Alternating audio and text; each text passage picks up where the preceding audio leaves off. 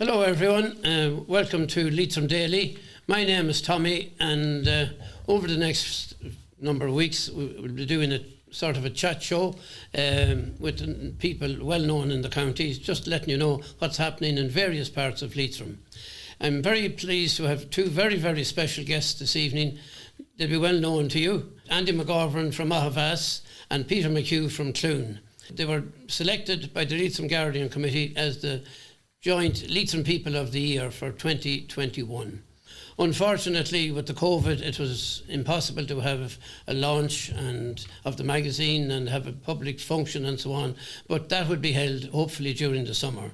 Andy McGovern and Peter McHugh have given example to generations of people. They have suffered personal hardship, but they have worked through it, and they always come out smiling, and they're an example to us all as to how to put up with something that may go against you. So Andy McGovern is, as a native of Avas, as I have said. Andy, you're the oldest surviving patient or person in the country with motor neurone disease. When did you contract it first? Well, the first symptoms started, I'd say, in 1976. And my finger dropped down, and I only laughed at it. I said, right, having 9 more, you know. Right. And I went on then, but my local doctor, Dr. Cadden, told me, he says, whatever, about arresting the nerve disease, there's nothing, it'll never be reversed.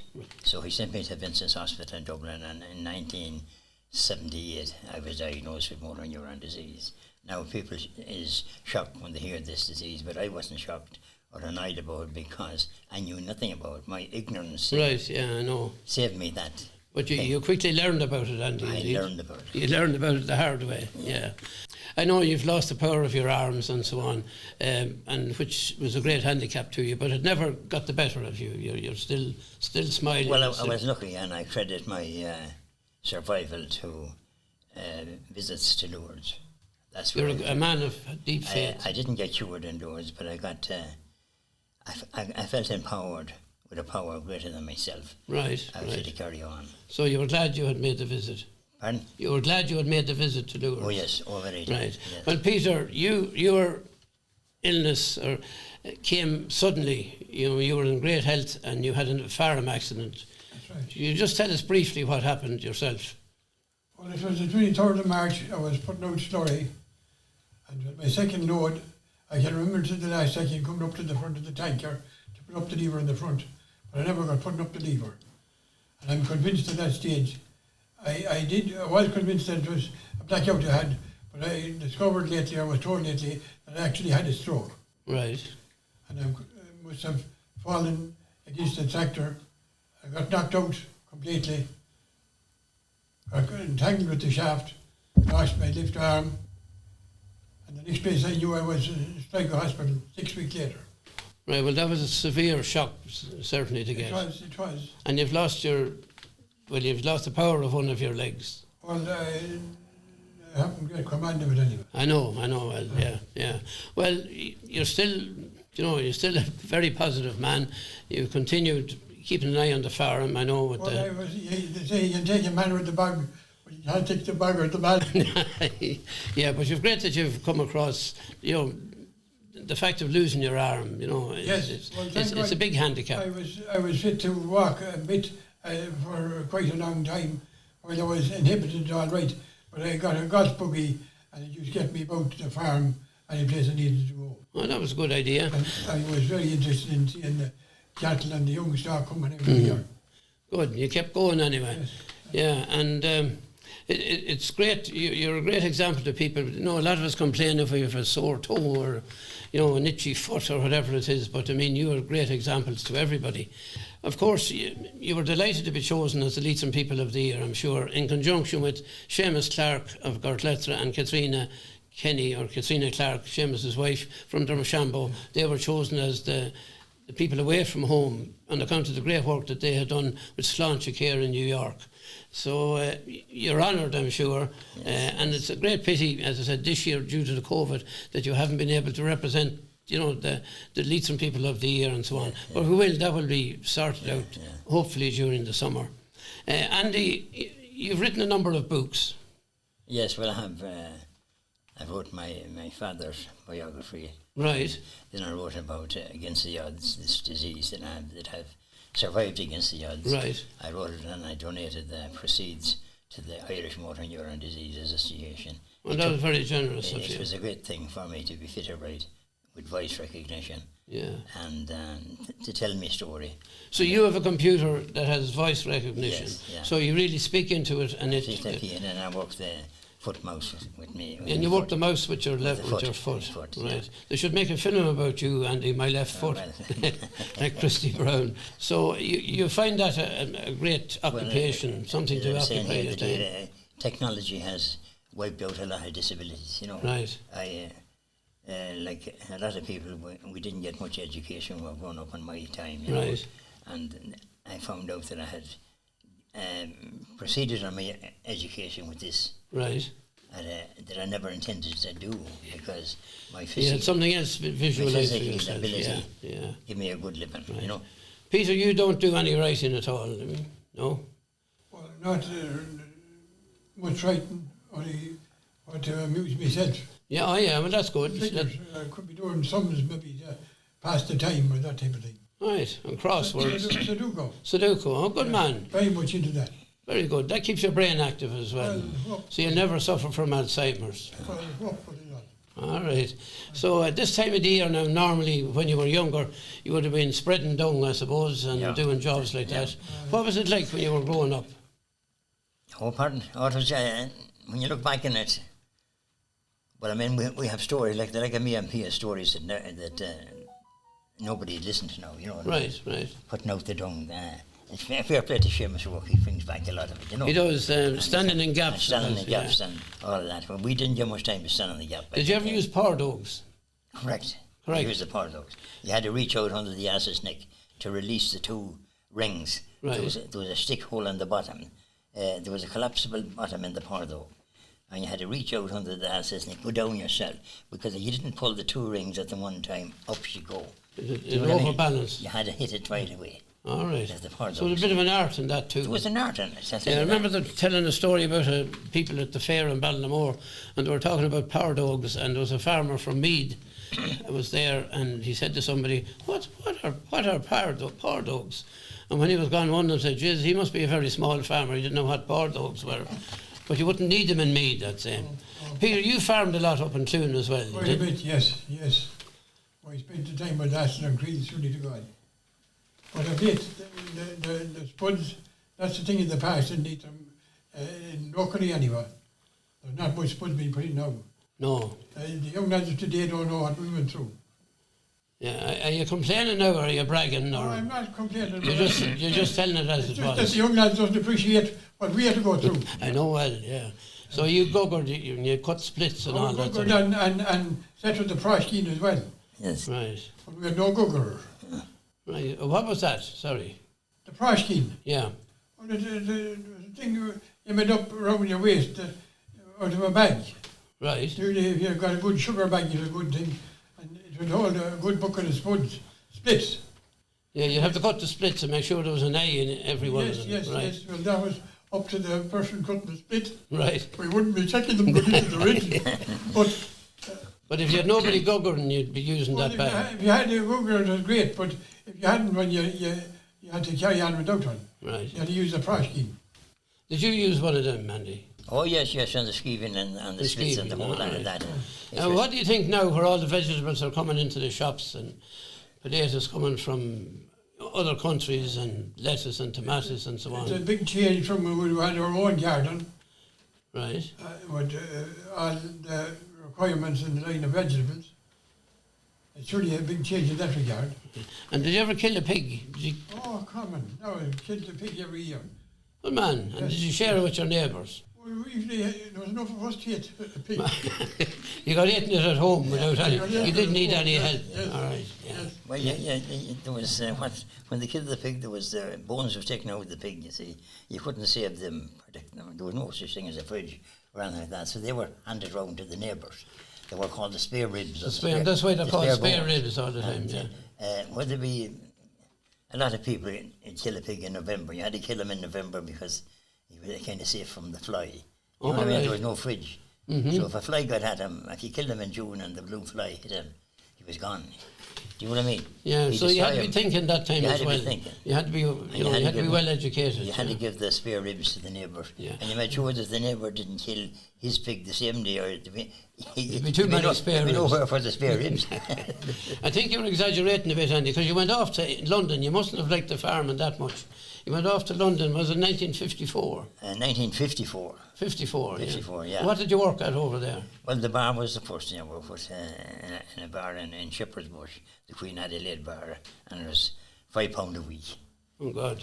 Well, it was better than home, because working with the council was only £7 a fortnight, so you know what I mean? Yeah, So yeah. we're kept by now like that. Yeah, well, Myself and my good friend James McGovern. Yeah, James McGovern, you went the same day. We went the same day and we stayed together. And I believe that you actually slept together in the day. Correct. Yeah. It was, yeah, Well, I suppose it's changed now. Men are sleeping together quite regularly now, Yeah, it is a but bit- for different reasons than yourself Yeah, and James. Correct. Yeah. Yeah. You were ahead of the And the LBGT. we came out at the other end. Oh, you did, you did. And was he all right to sleep with? Did you put your arm round him? Or? I didn't know such thing. Whatever, we'd kick him out in the morning. Yeah, but life was hard then. I remember somebody telling me they were earning £7 at home, and when they went to England, they were only earning £6. Yeah. You know, so that's. But eventually it worked on. How long did you stay in England? I must be in there about 10 years and all, you know. Right. And James went from Over and there. He back. went to America. He went out to America. Yeah. James was determined on staying somewhere, you know what I mean? He wasn't going to come back, but I used to come home to help my father on with the crops and thing in the summer, but actually I was coming home to have a good time. Now, to tell you Sure. the story, you know. Down to You know, a few bob in your Coronary Hall. if you had a few bob in your John pocket, Eddie Brady's. the world was yours for a few Of bob in course, your I'll give pocket. you a few bob. Yeah. You're right. Did you ever emigrate, P? No. The only time I was abroad was on a holiday in 73. I went to Michael McHugh's wedding, my first cousin. All right. Spent 3 weeks in New York. That was good. That was good. And what did you think of New York?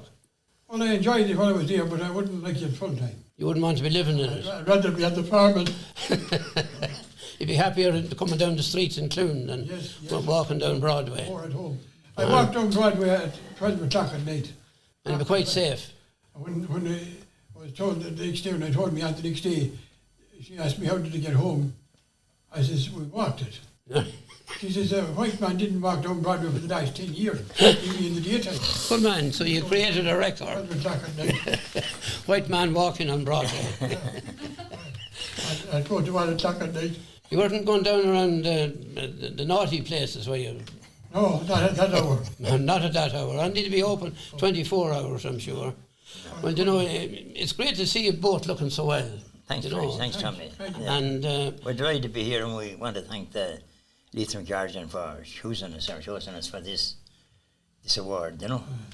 you're both involved in the Leitrim People with Disabilities Yes, in Motor. correct, yes. And Karen McPartlin, Noel's daughter, is the manager Yeah, there. I know, But yes, I know. you were instrumental in founding that association, weren't you? It was founded in Sister 1996. Right. It was founded by a person from Sister Emmanuel Farley. Farley. All right. And she got MS, multiple sclerosis, and she worked on in the school for a while, but finally she had to give up her profession. Yeah. So then it developed and built Yes, up, and a number of but patients. she was the are sole using- person that started this. Yeah. But you helped, of course, And I tell along you, with others, and you one built it up. person we must Yeah, Rosalind- and just Rosalind say to Keaty. the listeners, Rosalind it's a Keaty. marvellous centre in Mohill now. Yeah.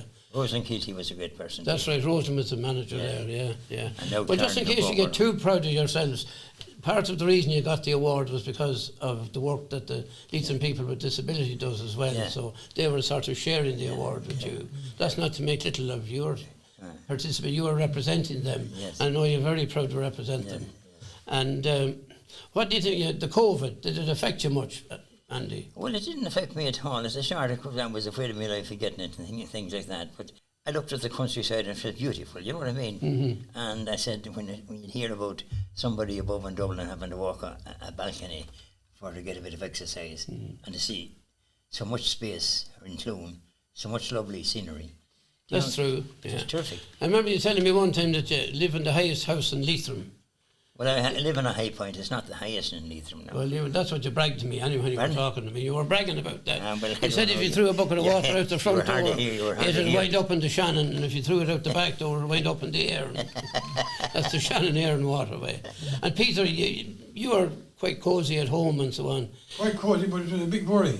Of course it was, yeah. I was very concerned in case somebody would come in and until the times they got the vaccine.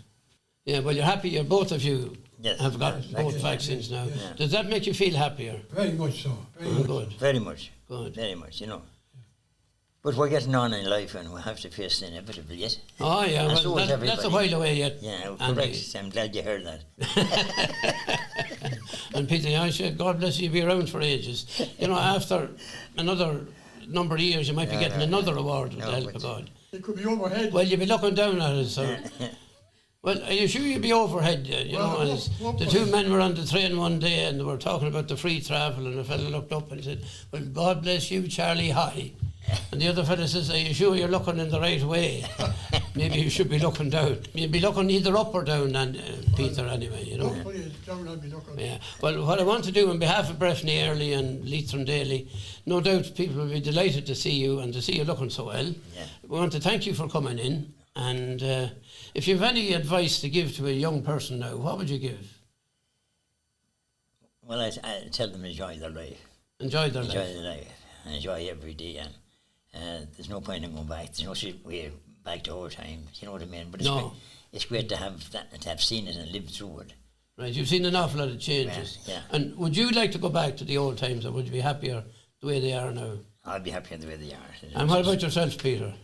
Oh, as regards the drive shaft that caused the problem with me, I recommended back some years ago, I made a poem about it, I recommended that get a proper steel cover upon the drive shaft. And has that happened? Rather than the plastic. Mm-hmm. No, it hasn't happened yet. Well, that's something that should happen. Because there have been a number of accidents in that regard. Never should have been done it. Yeah, it's well, hopefully that will be changed. They weren't designed properly for a start off, because they were too tight fitting. Mm-hmm. And if you know a drive shaft, it has to expand or contract maybe 4 or 5 inches in the course of the work. And from time to time, usually what happened was one end of the shaft, put the other end off the shaft, put the plastic out of the space.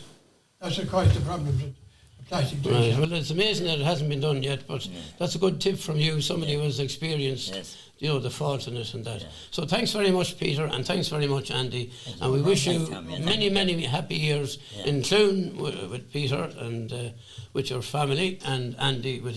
I know that both of you are widowed, you've both lost your wives, but you have other people, good people, family members and so on, looking after you. And we are fortunate. Enjoy many more years, Andy and Thanks, Peter. Tommy. Okay, thank you. And everybody in Leitrim Daily wishes you the same. Thank you very much. Thank you. Thank you very much for tuning in to Leitrim Daily, and we will be back next week with interviewing somebody else. Hope that you enjoyed this particular show. Thank you very much. Bye-bye.